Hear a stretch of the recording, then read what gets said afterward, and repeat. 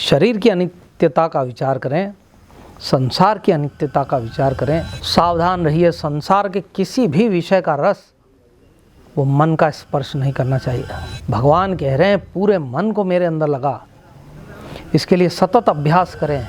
भक्ति सब चाहते हैं लेकिन वैराग्य को प्राप्त नहीं करना चाहते। नारायण नारायण प्रहलाद बोले नारायण। संसार की असारता का प्रतिपल विचार करें।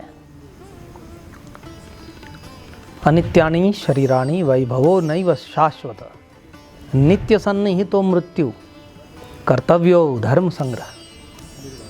शरीर की अनित्यता का विचार करें, संसार की अनित्यता का विचार करें।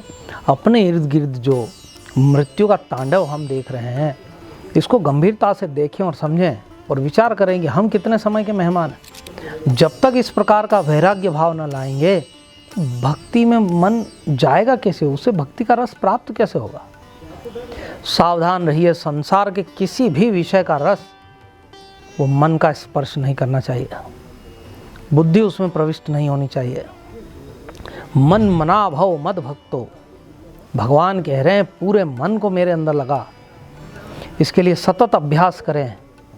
गुरुदेव का सत्संग बार बार श्रवण करें, गुरुदेव के भक्ति मार्ग को देखें, भगवान श्री नारायण के सम्मुख नतमस्तक हों, उन्हें प्रणाम करें और परमात्मा से कहें, हे ईश्वर मुझे सद्बुद्धि दो, संसार की असारता को देखता हुआ मैं अच्छा वैराग्यवान बनूं। भक्ति सब चाहते हैं लेकिन वैराग्य को प्राप्त नहीं करना चाहते।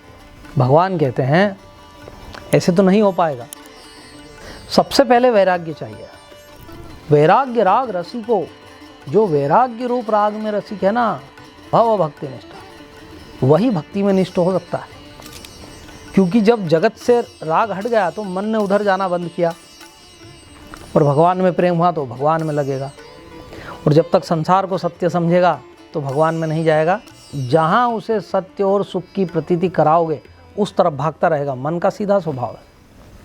तो ध्यान दीजिए, वैराग्य रूपी रस के रसिक बनिए और भगवान की भक्ति में निष्ठा के लिए वैराग्य को बढ़ाइए। ये सबसे बड़ी संपत्ति है धर्म मार्ग की। उसके बाद ईश्वर के लिए जो करना पड़े करिए। संसार क्या कहता है इसकी चिंता मत कीजिए, ईश्वर के बन के समर्पित भाव से सेवा कीजिए, परंतु एक अच्छे और सच्चे वैराग्यवान बनिए। आपकी धार्मिक आभा कुछ अलग होगी, आपका धार्मिक प्रभाव कुछ अलग होगा, आपके ज्ञान का ठहराव कुछ अलग होगा। और बिना विवेक वैराग्य के यदि भक्ति का आस्वादन करेंगे, भक्ति का आचरण करने जाएंगे ना, तो वो फफूंद लगी हुई मिठाई की तरह हो जाएगा। इसलिए ध्यान दीजिए, भक्ति की शुद्धता, जितना वैराग्य अधिक होगा उतनी भक्ति शुद्ध होगी।